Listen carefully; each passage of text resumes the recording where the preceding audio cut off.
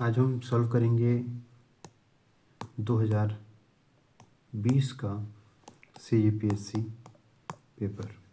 तो पहला क्वेश्चन है, निम्नलिखित कथनों पर विचार कीजिए तथा सही विकल्प चुनकर लिखिए।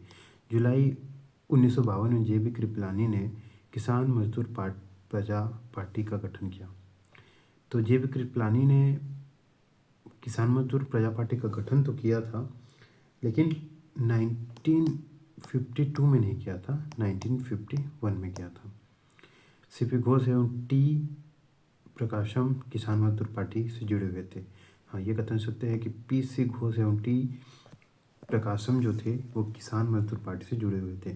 तो कथन एक गलत दो सही, एक गलत दो सही है। ब्रिटिश इंडियन एसोसिएशन के प्रथम अध्यक्ष कौन थे? ब्रिटिश एशियन एसोसिएशन के प्रथम अध्यक्ष कौन थे? राधाकांत देव जी। जो ब्रिटिश इंडियन एसोसिएशन की स्थापना, ब्रिटिश इंडियन एसोसिएशन की स्थापना अक्टूबर 1851 को कलकत्ता में हुआ था। कलकत्ता में हुआ। इसके प्रथम अध्यक्ष जो थे वो राधाकांत देव बने थे, और जो सचिव थे वो देवेंद्रनाथ टैगोर जी बने थे। भारतीय राष्ट्रीय कांग्रेस के त्रिपुरी सम्मेलन कब आयोजित किया गया था, जिसमें नेताजी सुभाष चंद्र बोस कांग्रेस अध्यक्ष मनोनीत किए गए थे? भारतीय राष्ट्रीय कांग्रेस का त्रिपुरी सम्मेलन जो था वो 1939 को आयोजित किया गया था। इसमें कौन अध्यक्ष थे? सुभाष चंद्र बोस जी। 1920 को आयोजित all India trade union Congress के उद्घाटन सत्र की अध्यक्षता किसने की थी? All India trade union Congress 1920 में जो किया गया था उसकी अध्यक्षता किसने की थी? लाला लाजपत राय जी ने। तो लाला लाजपत राय जी ने all India trade union Congress की स्थापना 1920 में गठित ऑल इंडिया ट्रेड यूनियन को प्रथम अधिवेशन 31 अक्टूबर 1920 को बम्बई में प्रारंभ हुआ। इस अधिवेशन की अध्यक्षता किसने की? लाला लाजपत राय ने। मगध साम्राज्य की राजधानी पाटलिपुत्र के बारे में निम्न में से कौन सा कथन सत्य है? तो पाटलिपुत्र के पूरब में गंगा नदी से, उत्तर में चंपा नदी से घिरा हुआ था। तो ऐसा नहीं था। वो जो थी पाटलिपुत्र, उत्तर में गंगा तो बहती थी और पश्चिम में सोन नदी से घिरा हुआ था। ये कथन सत्य है। बी जो है पाटलिपुत्र उत्तर में गंगा और पश्चिम में जो है वो सोन नदी बहती थी। यहाँ पाटलिपुत्र नगर था। फिर है, प्रसिद्ध चित्रकार नंदलाल बोस किस वर्ष कला भवन शांति निकेतन के प्रिंसिपल बने? तो वे शांति निकेतन के प्रिंसिपल कब बने? 1922 में बने वे शांति निकेतन के प्रिंसिपल। नंदलाल बोस भारत के आधुनिक कलाकारों में से एक थे। नंदलाल बोस जो थे वो भारत के आधुनिक कलाकारों में से एक थे। इनका जन्म 1882 में बिहार के मुंगेर जिले में हुआ था। इनकी शिक्षा Calcutta government college of art से हुई थी। इन्होंने Indian school of oriental art और अध्यापन किया, और 1922 से 1951 तक ये शांति निकेतन के प्रिंसिपल बने रहे। लोकसभा और विधानसभा की सीटों के आरक्षण के संबंध में निम्नलिखित कथनों को पढ़िए तथा सही विकल्प चुनिए। लोकसभा की 543 निर्वाचित सीटें में से 84 सीटें अनुसूचित जातियों तथा 44 सीटें अनुसूचित जनजातियों के लिए आरक्षित हैं। इसमें जो लोकसभा की सीटें हैं वो तो 543 हैं और अनुसूचित जातियों को 84 सीट आवंटित है, लेकिन जो अनुसूचित जनजाति है उनके लिए टोटल 47 आरक्षित है, ना कि 44। तो ये कथन गलत हो जाएगा। किसी निर्वाचन क्षेत्र को आरक्षित करने का निर्णय परिसीमन आयोग द्वारा लिया जाता है। तो ये कथन सत्य है कि जो निर्वाचन क्षेत्र को आरक्षित करने का निर्णय जो है परिसीमन आयोग द्वारा लिया जाता है। परिसीमन आयोग की नियुक्ति लोकसभा के स्पीकर द्वारा की जाती है। परिसीमन आयोग की नियुक्ति जो है वो राष्ट्रपति द्वारा की जाती है, ना कि लोकसभा के स्पीकर द्वारा। तो कथन 1 और 3 असत्य, 2 सत्य। 1 और 3 गलत और 2 सत्य। निम्नलिखित कथनों को पढ़िए तथा सही विकल्प को चुनिए। 84वें संविधान संशोधन अधिनियम 1978 द्वारा संपत्ति के अधिकार को मौलिक अधिकार की सूची से हटा दिया गया। यह कथन सत्य है कि मौलिक अधिकार से उसे हटा दिया गया संपत्ति के अधिकार को। संपत्ति के अधिकार को संविधान के भाग 12 के अनुच्छेद 301 के तहत विधिक अधिकार बनाया गया। तो जो मौलिक अधिकार था उससे संपत्ति के अधिकार को हटाकर उसे 12वें अनुच्छेद के अनुच्छेद 300A में जोड़ा गया। तो ये दोनों कथन सत्य है, ये दोनों कथन ही सत्य हैं। जलोढ़ मिट्टी के संदर्भ में नीचे दिए गए 4 कथनों में से सही कथन चुनिए। जलोढ़ मिट्टी जो रहता है भारत के लगभग, यह मिट्टी भारत के कुल भूभाग के करीब 14% नहीं, भारत में कुल यह 43% हिस्से में पाया जाता है। तो पहला कथन तो गलत हो गया। इस मिट्टी में फास्फोरिक एसिड भरपूर मात्रा में पाया जाता है। जलोढ़ मिट्टी में जो रहता है, जलोढ़ मिट्टी में मृदा पोटास ज़्यादा रहता है, ना कि फास्फोरिक एसिड रहता है। तो ये भी कथन गलत हो गया। यह मिट्टी रेह, थूर, चौपन जैसे नामों से जानी जाती है। तो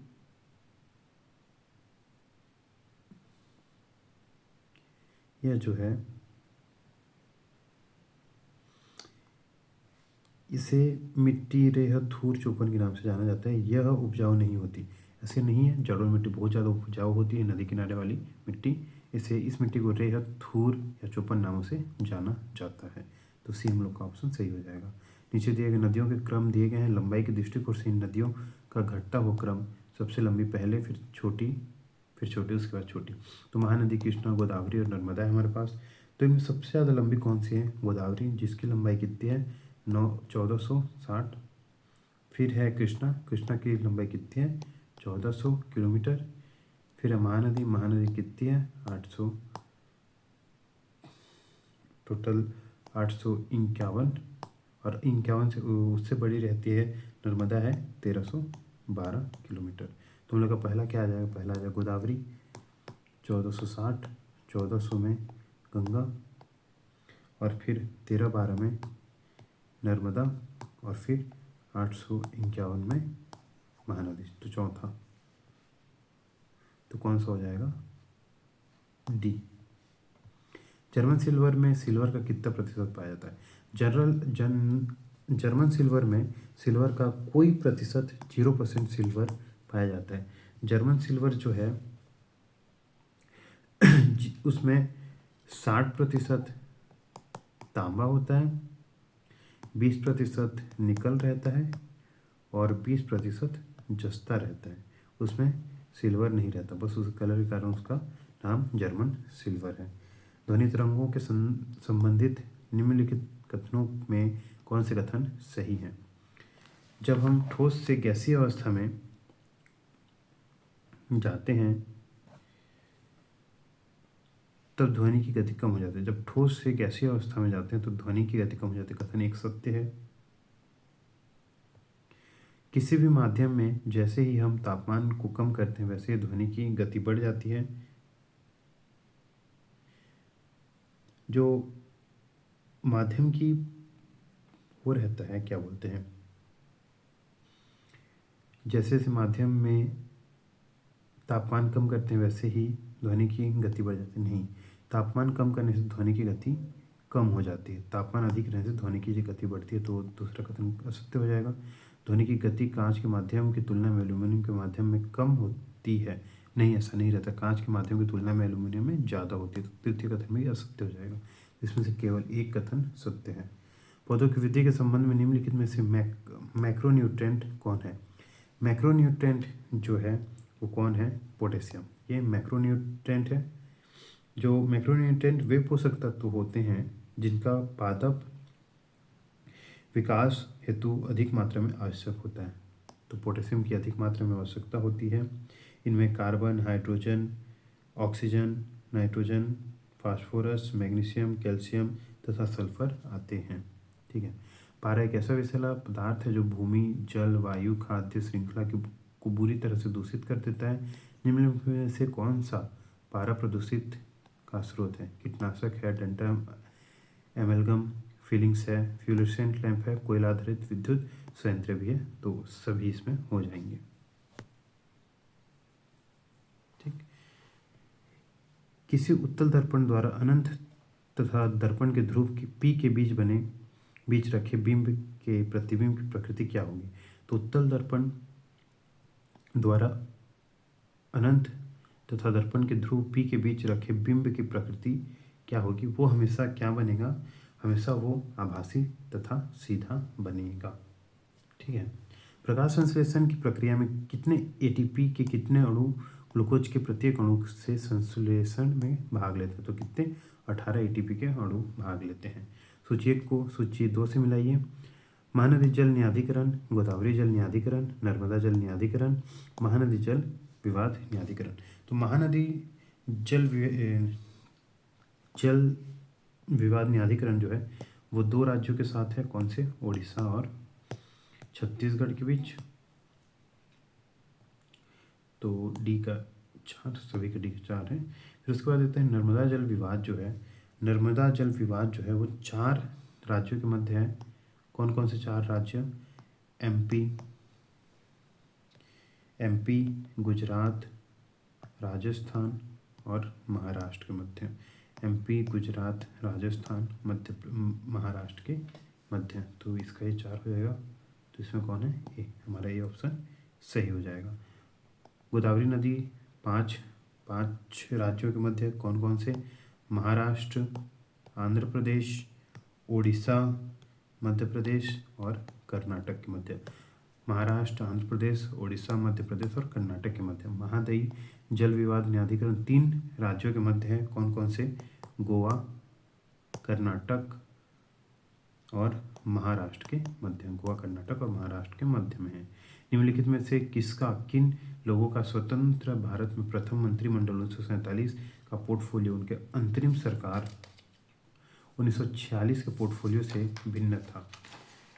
जगजीवन जी तो थे। जगजीवन जी को श्रम मंत्री बनाया गया था। बाद में उनको फिर से श्रम मंत्री ही बना गया। राजेंद्र प्रसाद पहले अध्यक्ष थे। खाद्य एवं कृषि विभाग था उनके पास। बाद में भी उनके पास खाद्य एवं कृषि विभाग आया। C.H. भाभा जो थे पहले उनको क्या दिया गया था? पहले उनको वाणिज्य विभाग दिया गया था, लेकिन बाद में उन्हें क्या दिया गया? खनन एवं शक्ति दिया गया। तो इसमें 3 तो हैं। सरदार बलदेव सिंह को पहले रक्षा मंत्री बनाया गया था, फिर उन्हें फिर से रक्षा मंत्री ही बनाया गया। तो केवल 3 जो है C.H. भाभा जी इसके ऑप्शन होंगे। निम्नलिखित में से कौन सा संवैधानिक निकाय है? संवैधानिक निकाय मतलब जिसका उल्लेख संविधान में किया गया है। तो राष्ट्रीय मानवाधिकार आयोग जो है उसका नहीं किया गया है। राष्ट्रीय जनजाति आयोग है, इसका उल्लेख किया है। राष्ट्रीय जांच एजेंसी का उल्लेख संविधान में नहीं है। आपदा प्रबंधन प्राधिकरण का भी नहीं है। तो कौन सा हो जाएगा? केवल 2। सूची 1 को सूची 2 से मिलाइए और नीचे दिए हुए कूट को सही चुनिए। 2019 तक राष्ट्रपति शासन लागू किए जाने की संख्या। तो उड़ीसा तो शांत राज्य, उड़ीसा में सबसे कम रहेगा 6, मणिपुर में सबसे अधिक रहेगा, बिहार में उससे कम, बिहार में थोड़ा कम रहेगा 8, उत्तर प्रदेश में उससे ज़्यादा। तो मणिपुर में होगा 10, उत्तर प्रदेश में 9, बिहार में 8, उड़ीसा में 6। किसी पार्टी को एक राज्य पार्टी के रूप में मान्यता तभी मिल सकती है जब, तो किसी पार्टी को राज्य पार्टी के संदर्भ में मान्यता प्राप्त होने के लिए कितने शर्तें होना चाहिए? कि पार्टी, ये 4 देख लेते हैं। पार्टी ने राज्य की विधानसभा के लिए चुनाव की कुल सीटों का 3% चुनाव के कुल सीटों का 3% या तीन सीटें जो भी अधिक प्राप्त हो, 3 सीटें या 3%, उन्हें विधानसभा चुनाव में पड़े कुल वैध मतों का 6% नहीं कि 3%, और वो पा गए तो उन्हें राज्य पार्टी का दर्जा मिल सकता है। वह संबंधित राज्य के किसी आम विधानसभा चुनाव की 2 सीटें जीत पाई हों कि संबंधित राज्य के आम विधानसभा चुनाव में 2 सीटें जीत पाई हों, ऐसा नहीं है। वे लोकसभा के हुए आम चुनाव के दल में राज्य के निर्धारित प्रत्येक 25 लोकसभा सीटों में एक सीट ना कि 2 सीट दर्ज की हो, ऐसा कुछ नहीं है।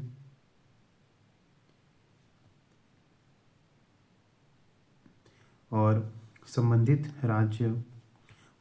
राज्य किसी आम लोकसभा चुनाव में पड़े कुल वैध मतों का 4% हो, ऐसा भी कुछ नहीं है।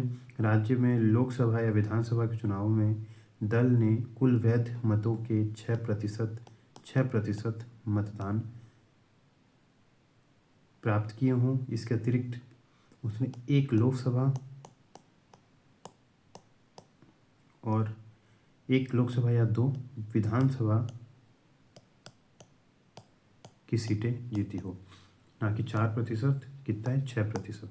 संबंधित राज्य से किसी आम लोकसभा चुनाव में कुल पड़े वैध मतों का 6% प्राप्त किया हो, और या तो एक लोकसभा सीट और या तो 2 विधानसभा सीट प्राप्त किया हो, और संबंधित राज्य के किसी आम लोकसभा चुनाव में पड़े कुल वैध मतों का 6% प्राप्त कर पाई है। लोकसभा या विधानसभा के लिए चुनाव में दल ने कुल 8% मत प्राप्त किया हो, ना कि 6%। तो इसमें जो चारों कथन है वो चारों कथन गलत हैं। आधुनिक युग के प्रसिद्ध चित्रकार राजा रवि वर्मा का जन्म किस वर्ष हुआ था? आधुनिक युग के प्रसिद्ध चित्रकार जो हैं राजा रवि वर्मा का जन्म कब हुआ था? उनका जन्म हुआ था 1848 में। आधुनिक युग के प्रसिद्ध चित्रकार राजा रवि वर्मा का जन्म 29 अप्रैल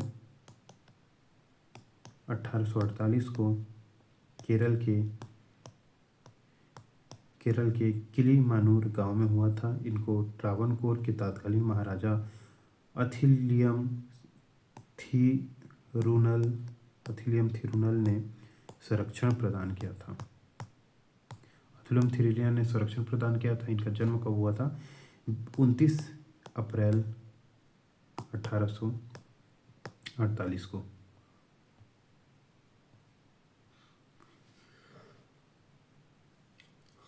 सौरमंडल संबंधित निम्नलिखित में से कौन सा कथन सही है? सौरमंडल में से संबंधित में निम्नलिखित में से कौन सा कथन सही है, देखते हैं। पहला कथन है बुध ग्रह सौरमंडल का सबसे गर्म ग्रह है। नहीं, ऐसा नहीं है। कौन सा सबसे गर्म ग्रह है? शुक्र, क्योंकि यहाँ वायुमंडल पाया जाता है। शनि का उपग्रह गैनीमेडिया और वायुमंडल का सबसे बड़ा उपग्रह है।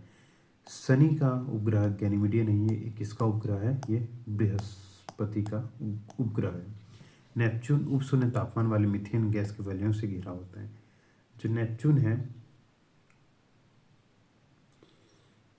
नेपच्यून मीथेन गैस के वलयों से घिरा रहता है, यह कथन सत्य है।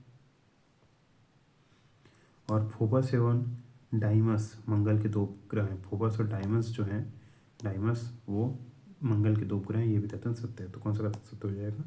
सी।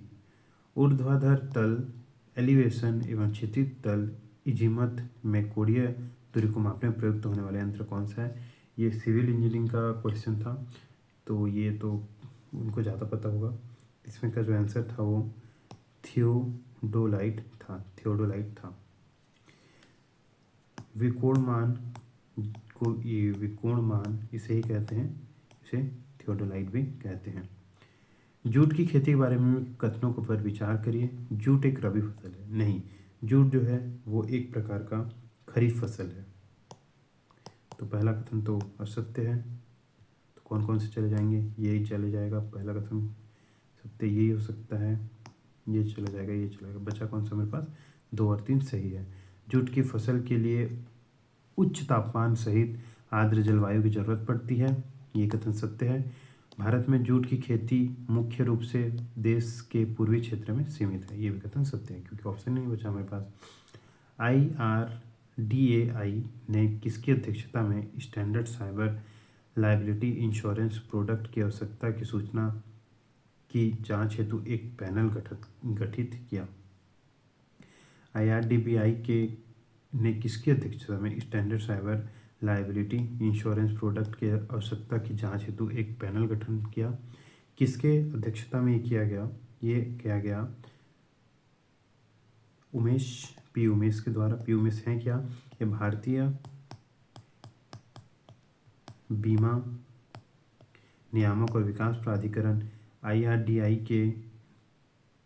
IRDAI ने पी उमेश की अध्यक्षता में अक्टूबर 2020 में देयता बीमा के लिए एक समिति का गठन किया था। तो IRDBI ने किसकी अध्यक्षता में standard cyber liability insurance product की आवश्यकता की जांच हेतु एक पैनल गठन किया? पी उमेश के अध्यक्षता में। भारतीय नौसेना का कौन सा जहाज मिशन सागर 3 के तहत दिसंबर 2020 में मध्य वियतनाम के बाढ़ प्रभावित लोगों के लिए 15 टन मानवीय सहायता और आपदा राहत सामग्री HDR स्टोर्स के साथ चिंगमिन सिटी के न्या रोंग बंदरगाह पहुंचा? चिंगमिन सिटी के न्या रोंग बंदरगाह पहुंचा। कौन सा जहाज था? ये था INS किंताल। मिशन सागर 3 के अंतर्गत भारतीय नौसेना के पोत INS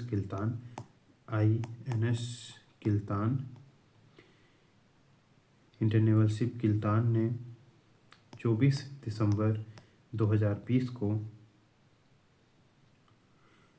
न्यारोंग बंदरगाह पहुंचा। यह मिशन कोविड महामारी के दौरान विदेशी मित्र देशों को भारत की ओर से मानवता के नाते सहायता व आपदा राहत पहुंचाने का एक हिस्सा था। तो किसके द्वारा ये पहुंचाया गया? INS किल्तान द्वारा। UNDP द्वारा किस भारतीय को SDG special humanitarian action award प्रदान किया गया है? तो UNDP द्वारा किस भारतीय को SDG special humanitarian action award प्रदान किया गया है? इसे प्रदान किया गया है सोनू सूद को। SDG के तहत सोनू सूद अभी बहुत चर्चा में थे तो इन्हें ये पुरस्कार मिला है। किस क्रिकेट खिलाड़ी को ICC men's player of the decade घोषित किया गया है? तो ये कौन थे? ये थे स्टीव स्मिथ जो थे उन्हें प्लेयर ऑफ द डिकेड घोषित किया गया है। गिरीश चंद्र मुर्मू बने हैं भारत के 14वें नियंत्रक एवं महालेखा परीक्षक 2020 की स्थिति में। ठीक। यूनेस्को के लैंडस्केप सिटी प्रोग्राम के तहत दिसंबर 2020 के मध्य भारत में किन 2 शहरों को विश्व धरोहर की सूची में शामिल किया गया? विश्व धरोहर की सूची में किन्हें शामिल किया गया? एक तो शामिल किया गया ओरछा को और दूसरा ग्वालियर को। अनीता आनंद को किस पुस्तक के लिए PEN Hessell Tiltman prize for history 2020 प्रदान किया गया? तो अनीता आनंद को PEN Hessell Tiltman prize for history 2020 किसके लिए दिया गया?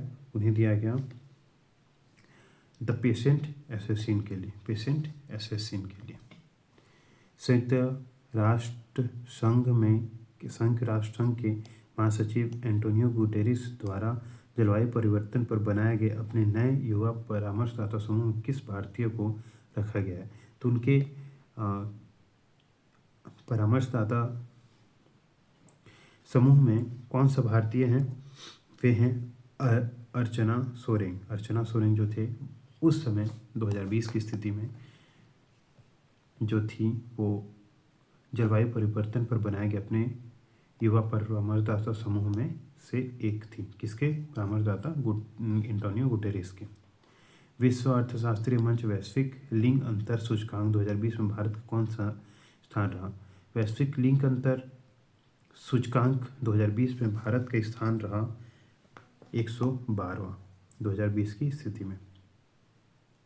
भारतीय संविधान के किस संशोधन में वनों को राज्य सूची से संपत्ति सूची में स्थानांतरित किया गया? तो ये कौन सा संविधान संशोधन था? ये संशोधन था 42वां संविधान संशोधन। निम्नलिखित में से किन देशों में नामा 11 का गठन किया गया? नामा 11 जो है उसका गठन विकासशील देशों में किया गया है। नामा का मतलब क्या है? नॉन एग्रीकल्चर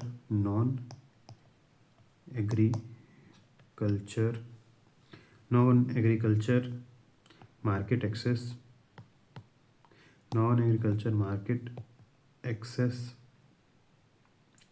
जो है नामा विश्व व्यापार संगठन में विकासशील देशों के पक्ष में निर्यात शुल्क कम करने हेतु समझौताकारी समूह है। इसके अंतर्गत सदस्य देशों में अर्जेंटीना, वेनेजुएला, ब्राज़ील, मिस्र, Bharat, Indonesia, Namibia, Philippines, south Africa, Pakistan और ट्यूनीशिया भी शामिल थे उस समय। पेपर गोल्ड पद का आशय है। पेपर गोल्ड जो है उसका आशय है अंतर्राष्ट्रीय मुद्रा IMF का विशेष आहरण अधिकार SDR ही पेपर गोल्ड है। ग्रीन हाउस प्रभाव में योगदान देने वाले निम्नलिखित का घटता हुआ क्रम कौन सा है? सबसे ज़्यादा जो है वो सबसे ज़्यादा कार्बन डाइऑक्साइड, फिर मीथेन, फिर जो रहता है वो N2O, फिर क्लोरोफ्लोरोकार्बन। क्षेत्रफल की दृष्टि से निम्नलिखित जीवमंडल संरक्षण क्षेत्रों का घटता हुआ क्रम कौन सा होगा? घटता हुआ क्रम जीवमंडल संरक्षण क्षेत्र का घटता हुआ क्रम तो सबसे ज़्यादा तो होंगे सुंदरवन में, सबसे ज़्यादा जो होगा वो सुंदरवन, और सुंदरवन से भी ज़्यादा किस में होगा? मन्नार की खाड़ी में। तो पहला तो होगा मन्नार की खाड़ी, दूसरा होगा सुंदरवन, फिर तीसरा होगा कंचनजंगा, सुंदरवन, फिर मन्नार की खाड़ी, फिर सुंदरवन, फिर कंचनजंगा, फिर पंचमढ़ी। तो सी ऑप्शन सही हो जाएगा। मन्नार की खाड़ी जो है उसका क्षेत्रफल कितना है? 10,500 किलोमीटर, और सुंदरवन की खाड़ी जो है वो सुंदरवन जो है 9,636 किलोमीटर वर्ग किलोमीटर है। और जो कंचनजंगा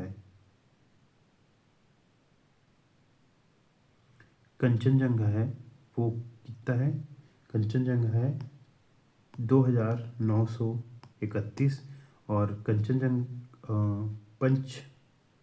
पंचमढ़ी जो है वो 4,926.54 किलोमीटर स्क्वायर है। तो पहला कौन सा हो जाएगी? मन्नार की खाड़ी, फिर सुंदरवन, फिर पंचमढ़ी, फिर कंचनजंगा। अम्ल वर्षा में निम्नलिखित होते हैं। अम्ल वर्षा में कौन कौन से होते हैं? अम्ल वर्षा में होते हैं नाइट्रिक एसिड और सल्फ्यूरिक एसिड, दोनों रहते हैं। निम्नलिखित कथनों को पढ़िए और सही विकल्प चुनिए।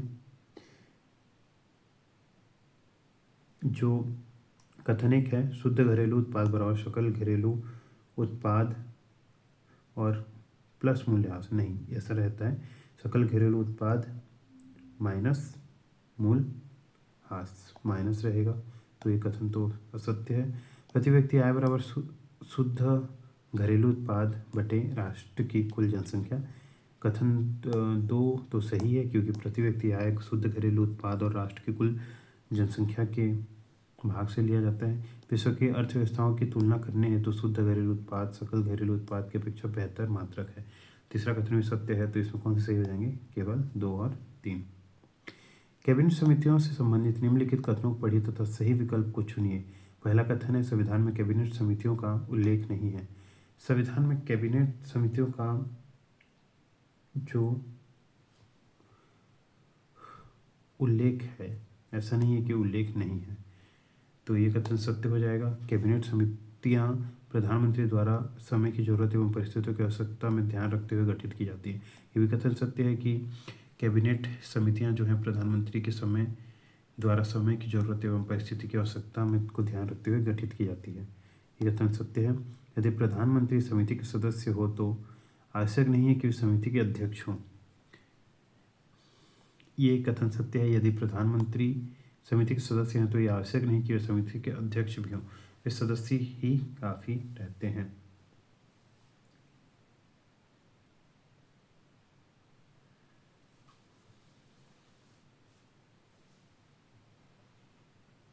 उसकी अध्यक्षता वही करते हैं। वे सदस्य हैं तो अध्यक्षता वही करेंगे, तो ये कथन तो असत्य हो जाएगा। संसदीय मामलों की समिति के अध्यक्ष प्रधानमंत्री होते हैं। संसदीय मामलों की समिति के अध्यक्ष प्रधानमंत्री होते हैं, ये कथन सत्य हो जाएगा। तो कौन कौन से सत्य हो जाएंगे? 1 2 4, 1 2 4 सत्य हो जाएंगे और एक गलत, 2 3 4 सत्य हो जाएंगे और एक गलत हो जाएगा। तो ऑप्शन सी सही है। जन साहित्य से संबंधित निम्नलिखित कथनों को पढ़िए, सटीक विकल्प को चुनिए। श्वेतांबर धर्मसूत्र में 12 अंक थे। श्वेतांबर जो धर्मसूत्र थे उसमें तो 12 अंक थे, कथन एक तो सही हो जाएगा। श्वेतांबर परंपरा के अनुसार इन अंगों का संकलन वल्लभी में आयोजित एक धर्मसभा में किया गया था। ऐसा नहीं है, इनका जो संकलन है वो कब किया गया था? इनका संकलन विभिन्न समयों पर भिन्न भिन्न स्थानों में हुआ है, न कि संकलन वल्लभी में आयोजित किया गया है। निम्नलिखित कथनों को पढ़िए तथा सही विकल्प चुनिए। पहला, कपिल सांख्य पद्धति के सबसे पुराने प्रणेता थे। तो कपिल जो हैं वो सबसे पुराने तो प्रेरता थे, तो कपिल सांख्य धर्म के सबसे पुराने प्रेरता थे, कथन सत्य हो जाएगा।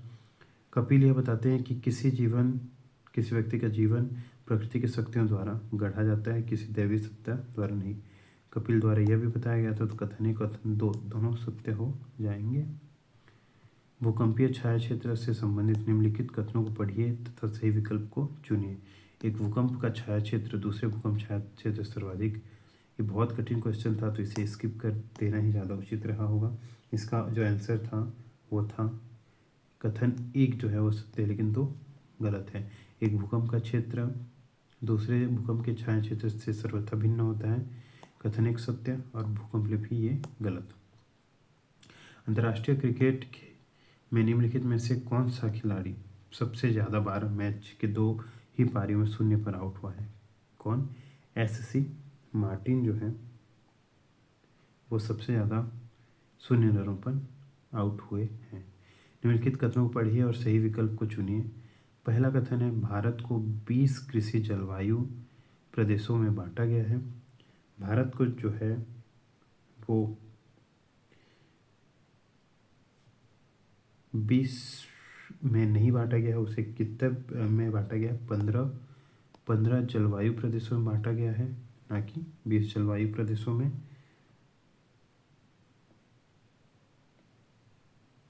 और उसे 20 कृषि पारिस्थितिक प्रदेशों में बांटा गया। तो कथन 1 और कथन 2 असत्य हो जाएंगे, दोनों गलत हो जाएंगे।